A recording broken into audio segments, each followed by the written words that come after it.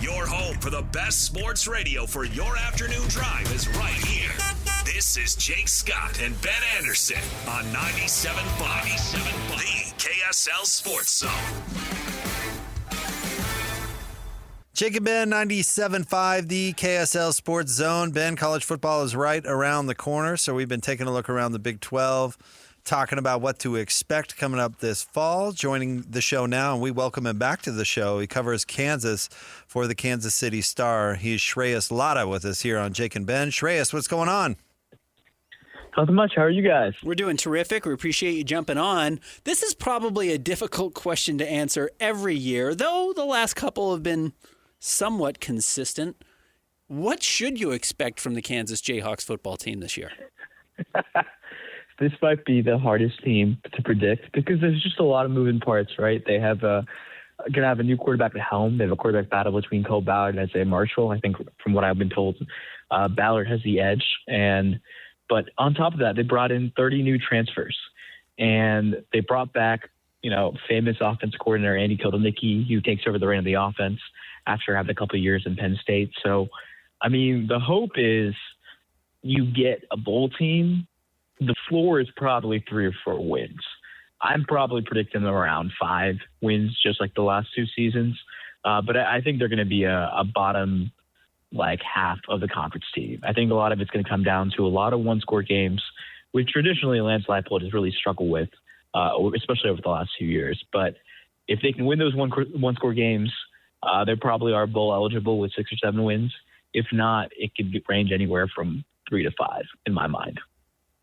So I have this theory that it's really hard to be both a football and basketball school, from the attention of the fan base to resources. And I'm not saying it hasn't happened. I just think it's really something that's hard to do. So from a broad perspective, I'm curious to your thoughts about Kansas and specifically, I guess, the enthusiasm for being good at football.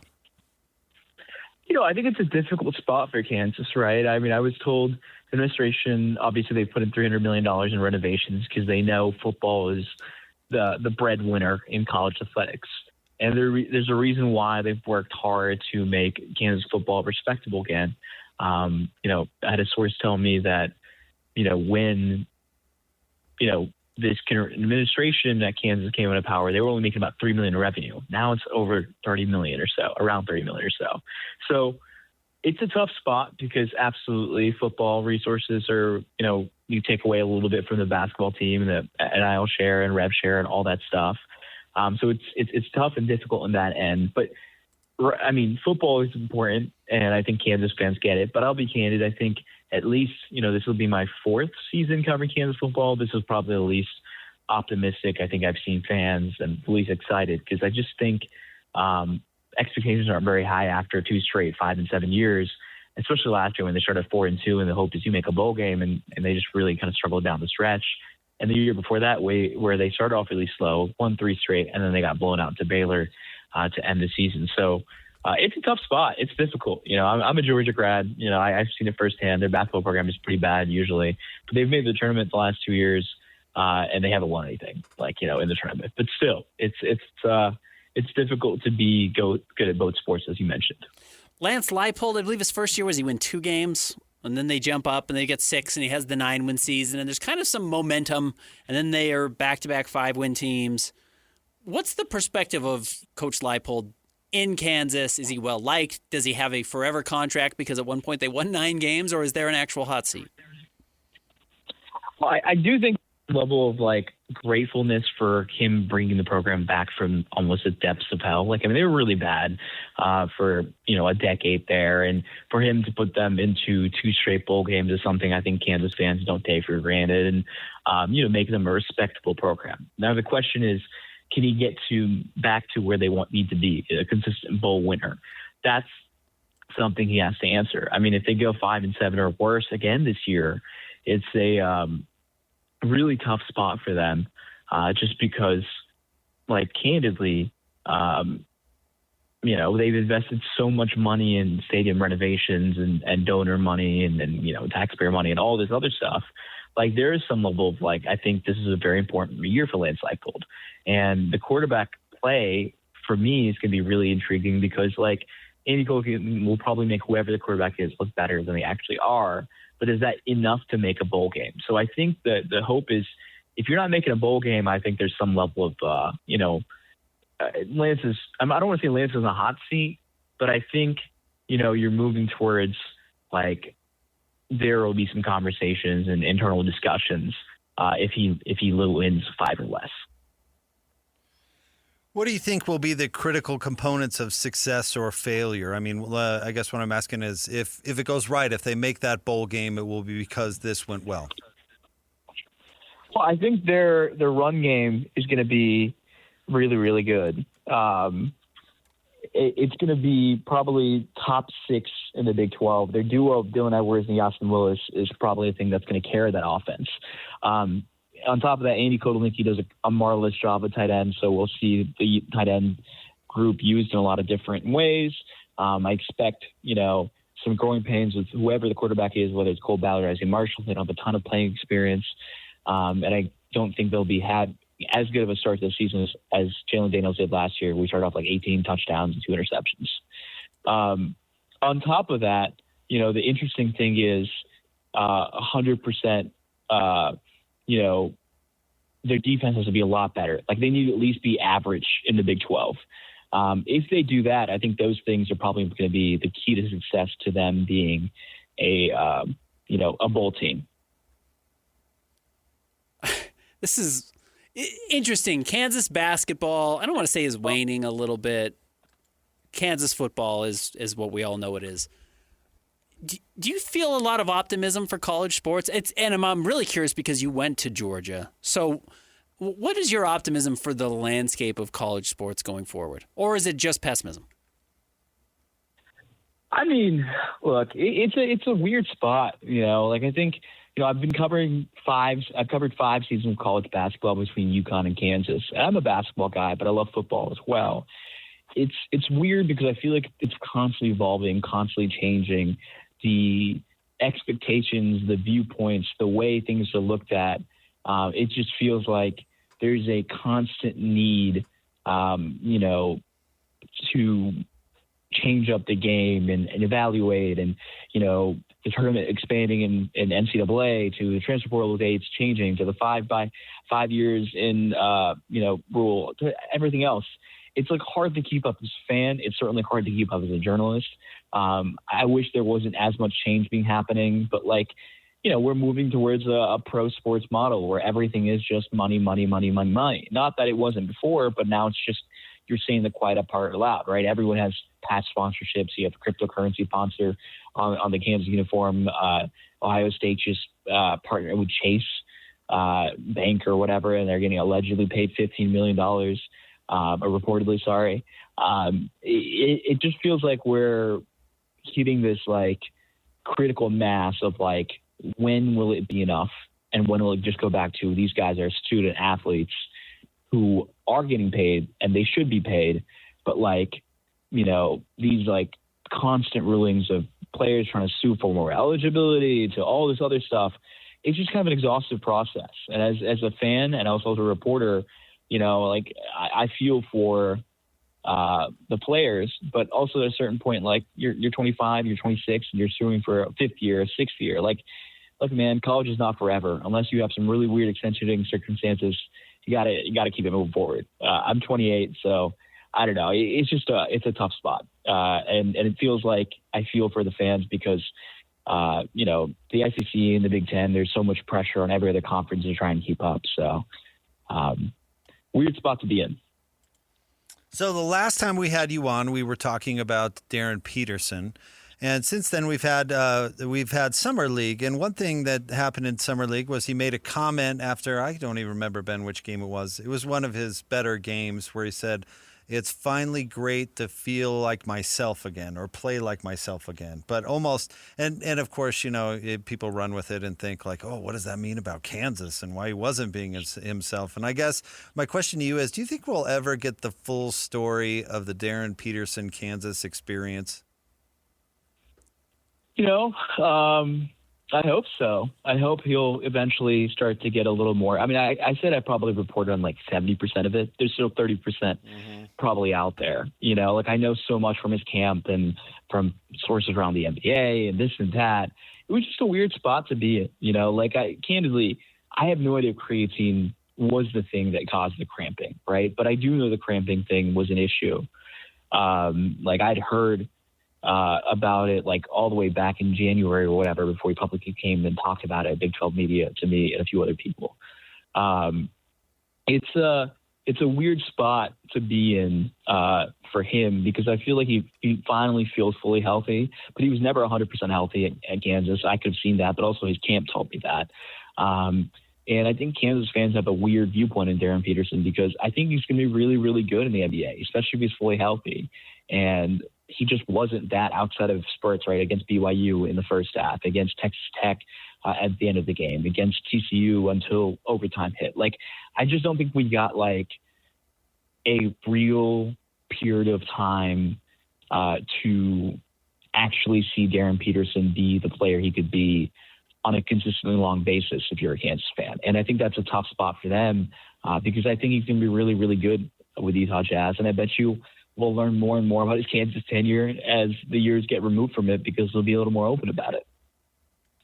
Well, Shreyas, thank you for jumping on with us. We really appreciate it. Great conversation as always. Appreciate it. Absolutely. Thanks for having me, guys. You bet. Thank you. There you go. That's Shreyas Laddha, covers Kansas for the Kansas City Star. Going back to college football and the jersey patch stuff, and not to get lost in that conversation, but he used an interesting term, which is it feels like it's approaching critical mass.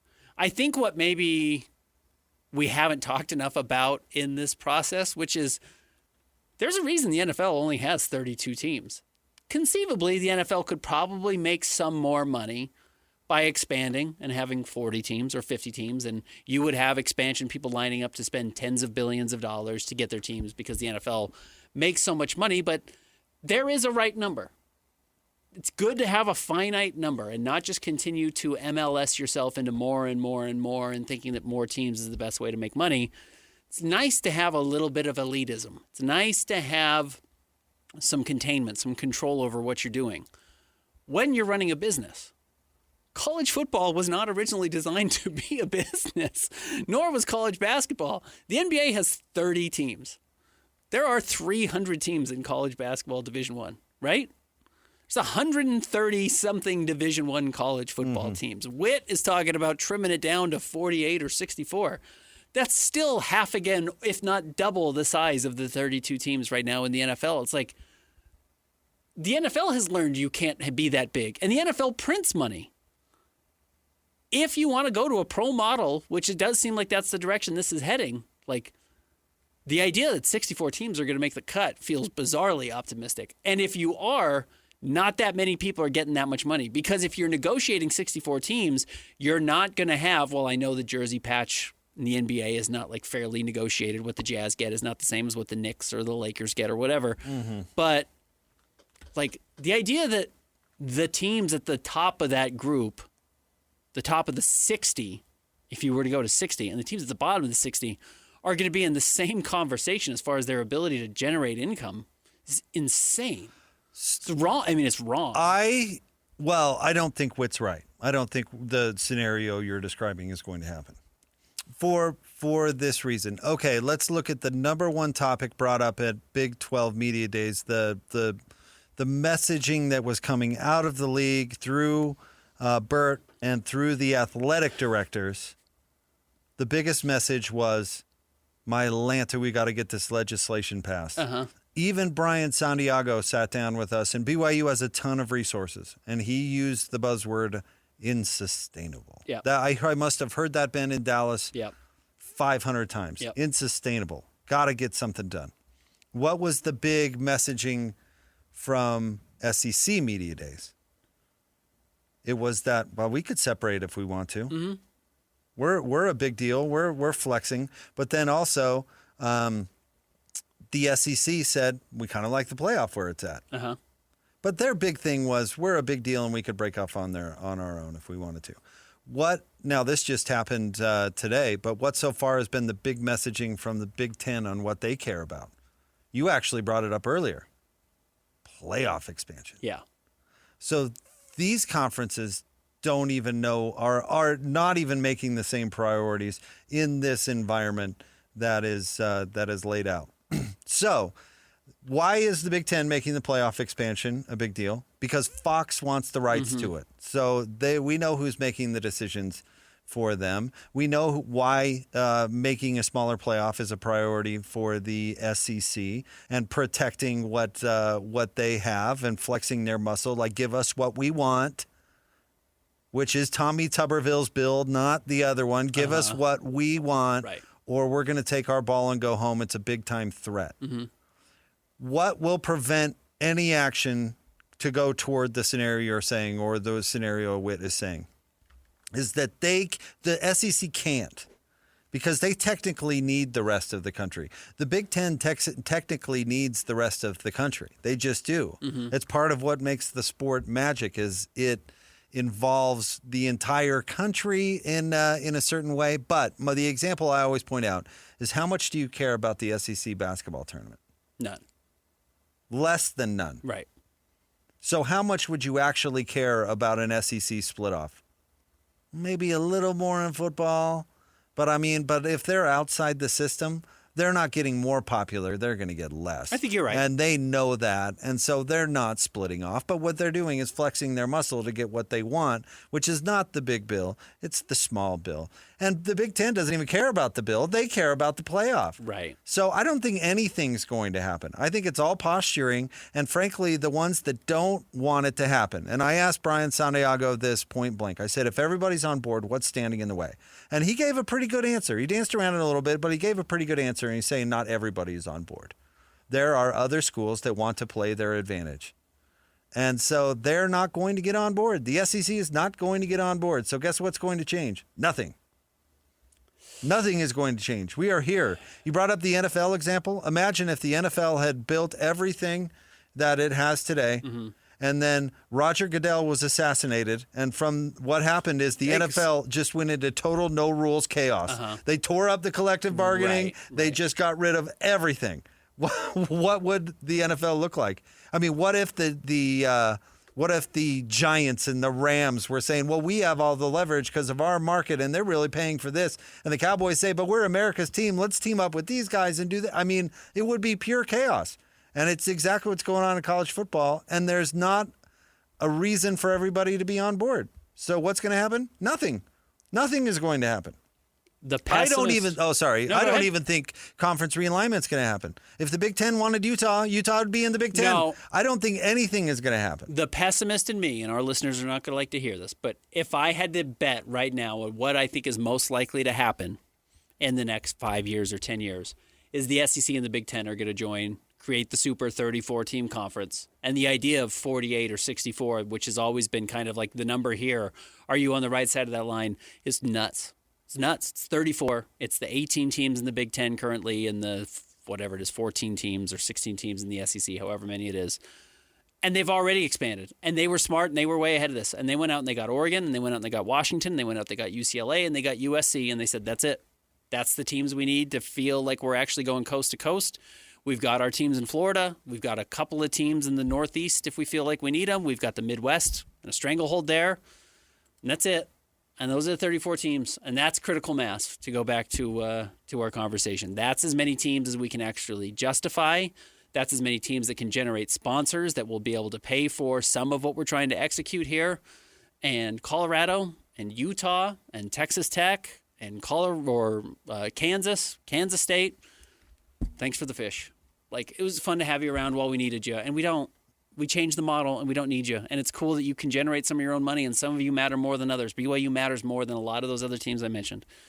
They don't need you. I don't know if the Big Ten and the SEC can get along like that. They might not be able to. That might be your best hope, is that they can't find common ground. I don't know if that's possible. But I do worry that the first time we saw fake Big 12 expansion, not the time BYU got in, but the lie before that, which was, well, we can expand and you have to pay all these teams X share And it's going to cost you so much money, Fox or ESPN or whoever had the TV deal at the time. Or you can just give all of us a little bit more money that are here and we won't expand. I wonder if ESPN and Fox will get together and say, like, okay, we'll get these 34 teams really rich. The SEC and the Big Ten teams are really rich. We're not expanding to 64, though. We're not expanding to 48. We're keeping it at 32 or 34, this number that of the current Big Ten and SEC teams, and that's it. And that crosses every major market. Everybody who's basically in is in. We don't have to change a whole lot, and the rest are there to fend for themselves, and you can survive through basketball or Olympic sports or whatever you want. But this pro model that Witt is talking about, if that's what's going to happen, I don't think it involves anyone in the ACC or the Big Ten or the Big 12. But that, again, I feel so pessimistic about college sports right now. I recognize that I might be out on an island here. But I think Florida State and Miami still make it in. Maybe even North Carolina. You know what? Maybe I'm being too pessimistic about Utah or BYU because our market is growing, so maybe the math changes. But I don't know. I kind of doubt it. But I would be shocked if Florida State and Miami were left out. You might be right. They might be able to get the jersey patch. Well, I mean, they're just huge brands. And the reason they're not in the SEC already is just stupid relationship stuff. It's not like value stuff. It's Florida State hates Florida so much they refuse to go to the SEC. Yeah. They'll get over that. They're trying to get over it. You would hope so. They're trying to sue to get out. That's the reason they're trying. There were ABA teams that didn't make the jump to the NBA because they dug their heels in. You would hope the teams that can are smart enough to know to jump ship. But again, as we've always said, if the Big Ten wanted you, you'd be in the Big Ten. Yeah. BYU would leave the Big 12 right now for the Big Ten or the SEC, and so would Utah. But I don't see them getting on the same page. I don't see anything changing. But for example, Michigan, Witt, your soon-to-be new boss, doesn't want it to change. Ryan Day and his boss don't want it to change. And they've got leverage to at least put the brakes on anything, which is the frustrating part. Yeah. Even though that bill in Congress has gotten way too big and way too in the weeds, which seems to always happen. Yeah. All right, more Jake and Ben coming up next, 97.5, the KSL Sports Zone. Not only do these guys give you the best jazz coverage in the market, they've got you covered with the Mammoth, the Cougars, the Utes, and the Aggies. This is Jake Scott and Ben Anderson on 97.5, the KSL Sports Zone. Jake and Ben, 97.5, the KSL Sports Zone. Ben, they're seeing a report that Steve Smith Sr. is about to become a bigger part of ESPN's daily NFL lineup. I actually loved Steve Smith Sr. on TV. This is from ESPN. He's really good on TV. I agree. Yeah. I mean, this is exactly what we talked about last week, though, with Cam Newton getting fired. It's like the problem is there are 3,000 players in the NFL. There's not that many players in the NFL. There's 1,500 players in the NFL at any given time. There's always somebody willing to step up and replace Cam Newton. Who can be good. Who can be good or do it for Sometimes less even or bad. whatever you need.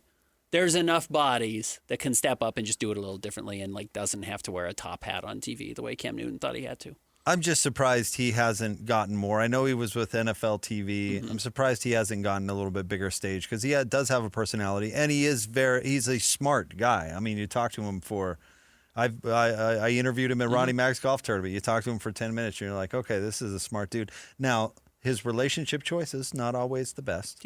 Not up to me. But as an NFL analyst, you know what? Give me an ex-player who is just willing to say something. Because so many ex-players just won't. And it's worse for ex-coaches than it is ex-players.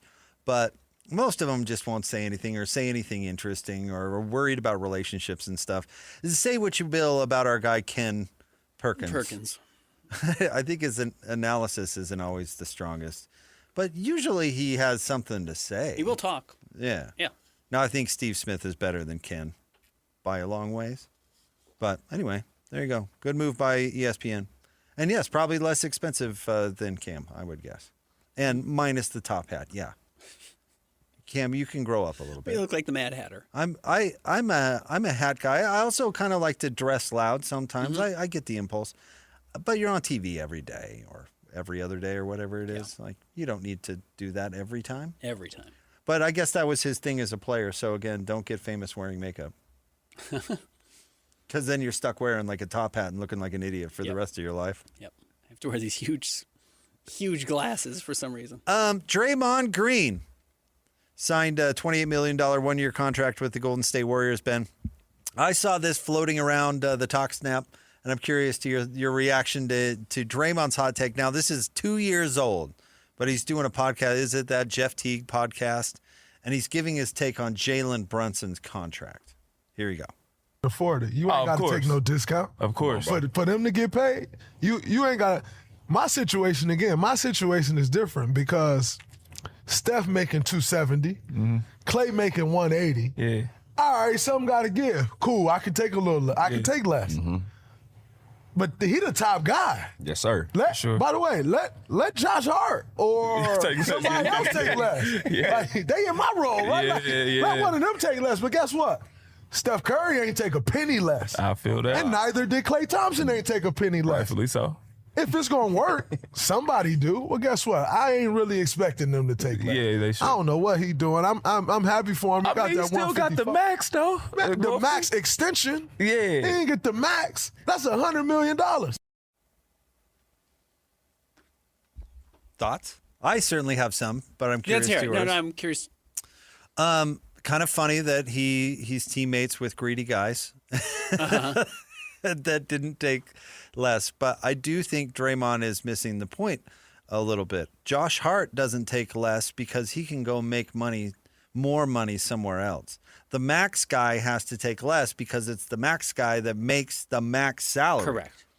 So that's the difference there. Draymond, if you took discounts because they were telling you that Steph and Klay made too much money, that's a you problem because you're not the one who should take a discount. The role player is not the one who should take a discount. Correct. No, like when Harry Barnes left Golden State for Dallas and took a huge contract, that is 1,000% what he should have done. Yeah, absolutely. That is, and I know he didn't win any more titles, or maybe he doesn't have the glory or the Hall of Fame or whatever, but you know what he's got? Enough money to support his family in perpetuity, you would hope. That was the correct decision. Right. If you are a role player on a title team that another team is going to overpay you because you were a role player on the title team, guess what you do? You take it. Yeah. You take it. Yep. You don't take less. Don't take a haircut because the star player decided to max out. Dude, go make yours. That's a you problem.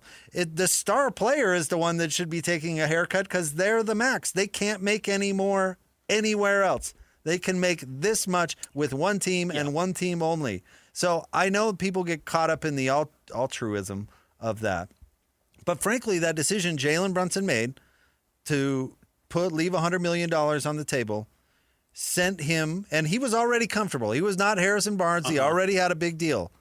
But it sent him into the legendary stratosphere. He's now going to be the most famous Knick of all time, possibly. And it's the Knicks and whatever. It's all because he did not take as much as he could under the current rules. And guess what? I bet he made up plenty or will make up plenty in the back end. He's going to get it on the back end. It was still a financial decision. If I'm a legend in New York City, Tiki Barber was an average player. I mean, maybe a little above average. Wins a Super Bowl in New York. Dude is on like Good Morning America. Correct. Winning there matters more than winning somewhere else. He has horrible behavior behind the scenes, by the way. And I don't know. I mean, he's probably not on TV anymore, but he was on TV for a really long time. Yeah. That was a great decision by Jalen Brunson. It was. Yes, absolutely. It made him more money in the end. So I think Draymond Green's wrong about all that. And you know what? If he did not take an offer from the Rockets or something because he believed in the Warriors or sacrifice or whatever, then you're a dum-dum. I agree with you. I think in the long run, you can probably, in the right city, make up the money by putting yourself in a place to win and becoming a legend and that being beneficial. The funny one for me is Wemby take $5 million less? Yeah, that where it's not even, it doesn't even matter. It's not going to matter because Dylan Harper or Steph Castle's just going to suck up that $5 million and not change anything. The discount you took does not allow Mikal Bridges to join your team, which is what happened with Jalen Brunson not taking it, or it allows Josh Hart to come join your team, like difference makers. You can have a whole nother player. Another real player. Yep. What Wemby did doesn't change anything. It's like you're losing your house because you don't make enough money. And you'd be like, well, I'm going to drop from like the top tier of Disney Plus to the one that has ads. And it goes from $28 to $21. Like, that's not the reason you're losing your house. And it's the rookie extension, so you're even more right. So that is a funny thing that I know Wemby is being smart about, like getting he's going to get a lot of pats on the back for, being like, wow, unselfish, altruistic, to use your word. And I don't think it's going to change anything for him. But yes, I'm with you that Draymond getting bullied by Steph and Clay to take less money so they can get the max is really funny. It's hilarious.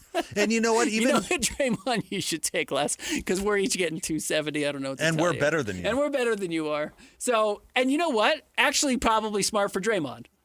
Yeah. Because Draymond goes and plays for a losing team, which he's probably on. He's not on one of the greatest teams of all time. If he's not playing next to Steph or Clay, he probably loses money in the long run. But he basically signed a max contract too, so don't absolutely. don't boo-hoo for Draymond either. No, nor did he take some huge haircut. If he made a sacrifice, he is more than making up for it now because he is not worth $28 million. Correct. They are making good on Draymond, whatever quote unquote discounts he got. Yeah, I'd say. By the way, Jalen Brunson, I would imagine will too. Now it would be very funny if Dolan was just like, oh, no, Jalen, no, let him go. We don't need you. Trade him. What do you mean? This is your contract offer. This is as much as you're going to get. We're not going to make you whole for taking a pay cut so we can win a title. Dolan can say, I got my title, I got my trophy, I got my ring. That's all I cared about. Why would I pay you more? It would be the funniest thing ever. It is a business. That'd be the most Dolan thing ever. But, that title was about me. Why did the you. Wizards just give Trae Young a max contract? Because they agreed to it 6 months ago before everything changed for them. And that was stupid of them, but that is how the business works, unfortunately. I think it's because their owner loves peyote. I mean, why did the Wizards do anything? I do. I think he goes. Forgotten they traded for DeAndre Ayton. Why? Why did you no, he goes out. He goes out into the middle of the Shenandoah Valley and smokes a bunch of peyote, and then comes back and says, "Guess what, everyone? We're trading for Trae Young, and we're going to max him out." I had an idea. I had a vision. I had a vision out there in the valley, and now this is what we're doing. There's two names I like: Trae Young and DeAndre Ayton. I think they're going to get us back to where we want to go. Let's do it, and we're going to pay him. Okay. But Ted, I don't know if that's really a. Yeah. The vision spoke to me. Make it so. Was Draymond talking to Jeff Teague? Is that who he was talking to in that? Uh-huh. Jeff Teague is one of the funnier podcasters, but has a very real NBA approach, which, like, my favorite clip of his that, like, I always use as, like, a baseline to remind myself. He asks a bunch of other NBA players, he's like, would you rather get a max contract or win a title? And he's like, it's max contract. Like, to your point, Harrison Barnes made the right decision leaving Golden State to go get as much money as he possibly could. Sure, he could have had a fancy piece of jewelry on his finger if he took $2 million to stay in Golden State, but he went and got 20 or 15 or whatever it was to go play in Dallas. He got paid. He can take care of his family for the rest of his life, and probably their kids. And yeah, he doesn't have the ring. I don't think he ever... He got one. Did he end up getting a ring? He signed the big deal after their first title.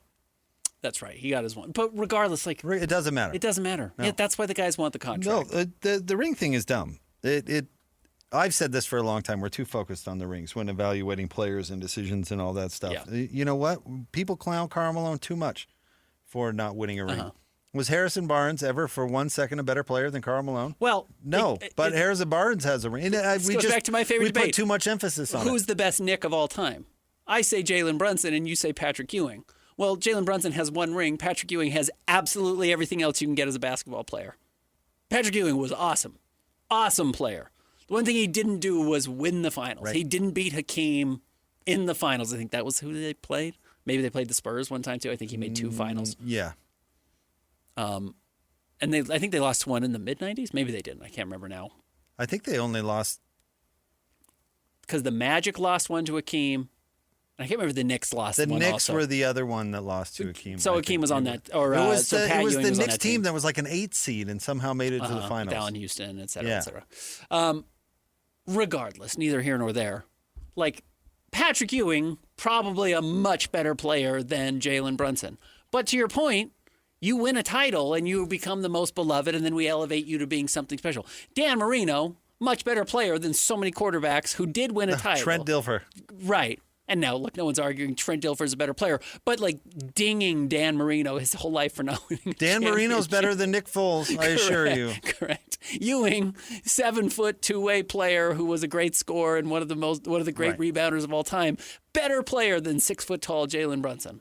But Brunson wins the ring and gets the title and gets to lift that his whole life. Draymond's been made $250 million in his career because he happened to be on the same team as Steph Curry. Right. And as we pointed out earlier, to his credit, smart enough to know his limitations and what the team needed from a role. Nobody wants Draymond's role.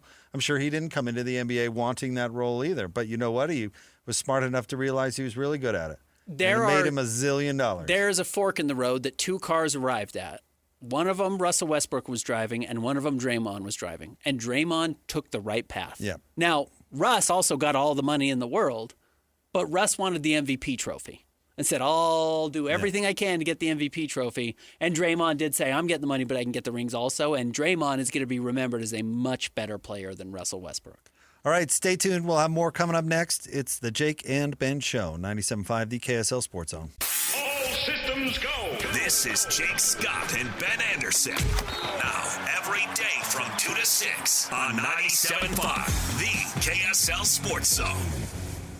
Jake and Ben, 97.5, the KSL Sports Zone.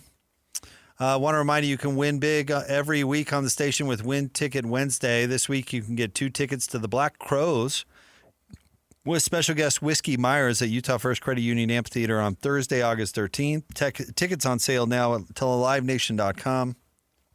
Get them today or listen all day on Wednesday for your chance to win. All right, Ben. I really find it frustrating when politicians wade into sports. Okay. And I get even more frustrated when that makes me defend LeBron James. Okay. There's a controversial tax in New York City, which I knew nothing about till I read this article about. And I don't even know how to say this. It's a French term. How would you say that, Ben? Le pied de terre? Okay. Okay, good enough. Yeah.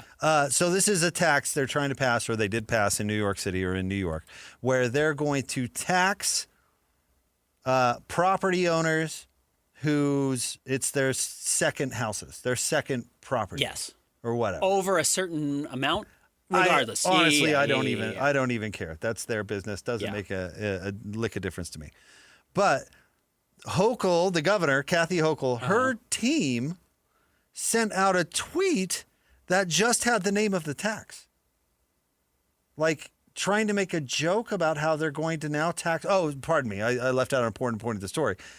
Commenting on the story that LeBron James is moving to New York City and is going to commute to Philadelphia via helicopter. She just tweeted out the name of the tax in conjunction with the story. Like, we're gonna tax LeBron. I just can't think of a less savvy thing to do. Why are you trying to burn LeBron? 2, what is the message you are trying to send, really, by snarkily tweeting that at LeBron? And 3, if you know anything about how athletes are taxed, the way that they are taxed is absolutely grossly unfair. Not just athletes, but also musicians. Because a lot of cities, and Salt Lake might be included, have an athletes and musicians tax, which means they have a special tax that they have to pay in addition to income taxes for every game that they play in a specific market. It's a weird loophole that cities have figured out a way to build the new playhouse everyone needs. Sure. We're going to tax all the performers and athletes that come to town. It's a pretty popular tax because you can sell to your constituents or whoever. These are millionaires from outside of our town coming in. We're just taking their money to build up our own stuff. Bon Jovi is building our planetarium. Joel Embiid's not going to miss the money when he comes to Salt Lake. And, okay, these guys make a lot of money and it comes with taxes, boo-hoo. But if you want to look conceptually, that's totally unfair. Yeah. You know, that's totally unfair. So to try to burn an NBA player with some sort of like tax dig is pretty ridiculous in my opinion. Well, this does get to your point. And again, I'm not wading into the dig is what I have a problem with. I'm totally with you. What are you doing? I'm not wading into the politics here either, or which side I fall on with this perspective. But if you are paying attention to New York politics right now, Zoran Mamdani is taking a lot of heat. Now, he's got a lot of huge fans as well, but he's also taking a lot of heat because he's really serious about enforcing the billionaire tax, right? Which is they're taxing the billionaires in the state of New York, such a high number. City in that City case. of New York, excuse me, the city of New York, such a high number that you have billionaires wanting to leave the city. Because they said, I'll just move to Florida, Texas, whatever, more tax-friendly areas where I can pay less, and you actually want me to be here paying X amount of tax versus me leaving entirely. This is a chance for you to celebrate a millionaire or billionaire choosing your city. A high-profile one. One of the one. most famous and kind of universally well-liked. Now, the more you know LeBron, the less you probably like him. The further away, though, you're like, LeBron! He's LeBron James. Oh, Yeah, he's that's a fact. choosing New York City. That's a great sign. While all these other billionaires are complaining and wanting to leave, we've got LeBron. He doesn't even play for our team.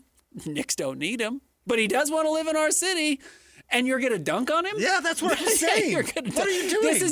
This is an easy W that you turned into an L, which we see a lot of politicians do, specifically with sports.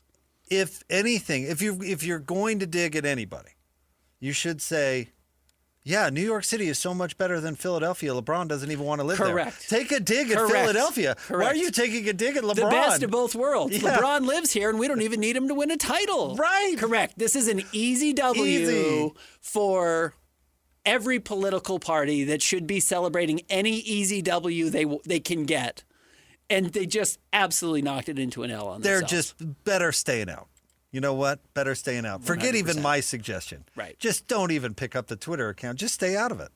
And by the way, she was the same governor. Let me see if I can find the quote that was trying to take a dig at President Trump and about not being a Knicks fan. Mm-hmm. And she said, I'd ask him to name the starting lineup from the 1993 championship team and see how he does. Yeah. Which one? The Bulls? The 93 Bulls? I don't think that landed. Yeah, right. Whoever gave you your info got it wrong. Correct. Just stay out of it. You're not helping yourself. Just stay out of it. In fact, you know what's going to look really good for you? A photo of you and LeBron together in Manhattan being like, look at our new resident. We love this guy. Enjoy Philly. Our fans are going to go down and buy out the arena. Yeah. But we're happy to have you in our town. Yeah, I'm with you. Instead, you're clowning LeBron because you're going to tax him more? What are you trying? This what are you is a aiming trash for? talking business. I can get involved in this. Just don't. It's not going to be good for you. Just don't. All right. Stay tuned. I did today, Ben, consume that Shohei doc. Okay. And I do have thoughts. Okay. And I'll say I'm not wild about a lot of ESPN stuff, but so far this is really good. So we can talk about that a little bit, as that's been a big story nationally today. So stay tuned. More next. Jake and Ben, 97.5, the KSL Sports Zone. Fair warning, bring home one Minky Couture blanket and suddenly everyone in the house will claim it as theirs. That's the Minky Couture difference. 17 years ago, Minky Couture created the original luxury Minky blanket. And ever since, we've been bringing comfort, connection, and softness to families everywhere. Crafted with premium quality and thoughtfully designed styles, our blankets are made for real-life cozy moments, from movie nights and afternoon naps to slow mornings at home. Shop now at minkycouture.com. That's MINKYCOUTURE.com and discover why Minky quickly becomes everyone's favorite blanket. Summer weather can be relentless. The heat, the humidity, long, hot days that leave you ready for cooling, relaxing relief. Cariloha bamboo sheets are naturally cooling, breathable, and luxuriously soft, letting you enjoy a sleep experience that feels better and recharges you every night. This season, discover why Cariloha is proud to partner with the National Eczema Association in celebrating comfort that's gentle on skin. Sleep cooler, comfier, and cleaner with Cariloha bamboo. Visit cariloha.com. That's CARILOHA.com. Caraloha, same summer, just softer.